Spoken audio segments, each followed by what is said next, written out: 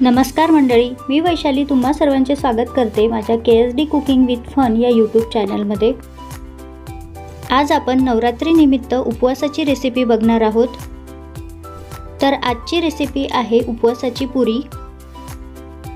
ही उपवासाची पुरी अजिबात तेलकट होत नाही, तसेच बाहेरून कुरकुरीत आणि आतून पोकळ आणि टम्म अशी फुगते।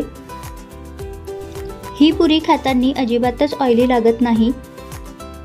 चला तर मग अगदी साधी, सरळ, सोपी आणि झटपट होणारी, कुठलीही पूर्वतयारी करावी न लागणारी उपवासाची रेसिपीला आपण आज सुरुवात करूया।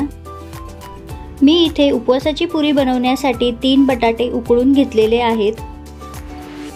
बटाटे थंड झाल्यानंतर एखाद्या किसणीने हे बटाटे अशा प्रकारे किसून घ्या। बटाटे किसल्यामुळे पुरीसाठी जे आपण पीठ भिजवणार आहोत ते अगदी स्मूथ भिजून येतं। किंवा एखाद्या स्मॅशरने तुम्ही बटाटा स्मॅश करून देखील घेऊ शकता। बटाटा किसताना शेवटच्या बटाट्याचे अशा प्रकारे तुकडे होऊन जातात, तर ते बटाटे देखील किसणीमधून छान स्मूथ असे किसून घ्यायचे आहेत। बटाटा किसून झाल्यानंतर आता आपण यामध्ये भगरीचं पीठ मिक्स करणार आहोत। काही भागामध्ये याला भगर किंवा वरई देखील म्हणतात। पुरीला छान तिखटपणा येण्यासाठी मी इथे 2 ते 3 हिरव्या मिरच्या अशा प्रकारे मिक्सरमधून बारीक करून घेतलेल्या आहेत। त्याबरोबरच चवीपुरतं मीठ, रंग येण्यासाठी छान लाल तिखट,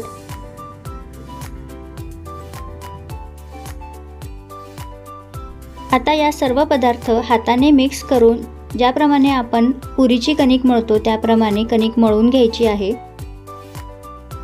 मी आता इथे कुठलंच पाणी वापरलेलं नाही, बटाट्यामध्येच हे पीठ मिक्स करून घेत आहे। लागलंच तर आपण थोडंसं पाणी यावर घेऊया।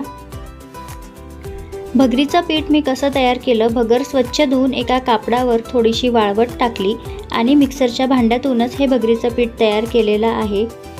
भगर मिक्सरमधून दळताना थोडी बारीकच दळून घेतलेली आहे व नंतर चाळणीने देखील चाळून घेतलेली आहे। आता बटाटा या पिठामध्ये छान मिक्स झालेला आहे। थोडंसं पाण्याचं प्रमाण आपल्याला पाहिजे आहे, म्हणून थोडंसं पाणी टाकून परत हे पीठ मी एकदा मळून घेते। भगरीचं पीठ हे ज्वारीच्या पिठासारखं थोडंसं जाडसर मळलं जातं। पुरीसाठी पीठ छान मळून झालेलं आहे। आता 5 ते 10 मिनिटांनंतर आपण पुरी तयार करण्यासाठी घेऊया। पुरी तयार करण्यासाठी मी इथे एक प्लॅस्टिकचा कागद घेतलेला आहे। त्या कागदावर थोडंसं पाणी लावून पुरीला लागेल एवढा गोळा घेऊन अशा प्रकारे हातांनी पुरी छान थापून घेत आहे। हातांनी पुरी तयार करताना पुरीच्या कडा सगळ्या बाजूंनी व्यवस्थित बंद करून घ्यायच्या आहेत, म्हणजेच पुरी छान तेलामध्ये फुलून येईल। बोटांच्या साहाय्याने सर्व बाजूंनी प्लेन अशी पुरी तयार करून घ्यायची आहे।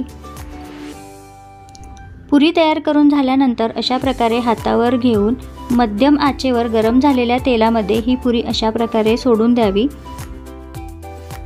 तेलामध्ये टाकल्यानंतर अलगद ही पुरी टम अशी फुगून येते। हे बघा, तेलामध्ये छान ही पुरी फुगून आलेली आहे। आता आपण दुसऱ्या बाजूने देखील ही पुरी तळून घेऊया। पुरीच्या कडा ह्या छान तळल्या जाव्यात म्हणून चमच्याने अशा प्रकारे ही पुरी थोडा वेळ दाबून ठेवावी, म्हणजेच कडा देखील छान तळल्या जातात। तुम्हाला ज्या रंगावर ही पुरी तळायची आहे त्या रंगाची पुरी तळून घ्यावी।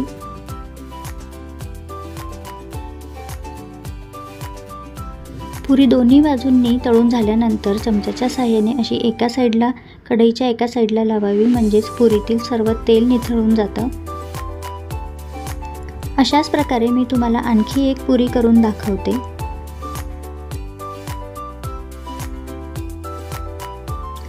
ही उपवासाची पुरी तुम्ही शेंगदाण्याच्या चटणीसोबत, दह्यासोबत सर्व करू शकता। चवीला खूप छान होते। या भगरीच्या पुऱ्या गरमागरमच खूप छान लागतात, त्यामुळे तुम्हाला जेवणाच्या 15-20 मिनिटांआधी ह्या पुऱ्या तयार करायला घ्याव्यात। हे बघा, अशा प्रकारे ही दुसरी पुरी देखील टम्म फुगून आलेली आहे। अशाच प्रकारे अनेक उपवासाच्या रेसिपी मी माझ्या चॅनलवर अपलोड केलेल्या आहेत, तर त्या देखील तुम्ही एकदा बघून घ्याव्यात। आजची रेसिपी तुम्हाला आवडली असेल तर आजच्या व्हिडिओला तुम्ही लाईक करा, हा व्हिडिओ तुमच्या मित्रमैत्रिणींसोबत फॅमिली मेंबरसोबत शेअर करा आणि चॅनलवर नवीन असाल तर चॅनलला सबस्क्राईब करायला विसरू नका। सबस्क्राईब करताना समोरील घंटीचं बटन देखील दाबा, म्हणजेच चॅनलवर येणाऱ्या नवीन रेसिपीचं नोटिफिकेशन तुम्हाला लगेच मिळेल। हे बघा, अशा प्रकारे तयार झालेली आहे गरमागरम अशी बटाट्याची आणि भगरीची पुरी। छान बाहेरून कुरकुरीत होते आणि आतून पोकळ आणि टम्म फुगलेली होते, अजिबात तेल हाताला लागत नाही।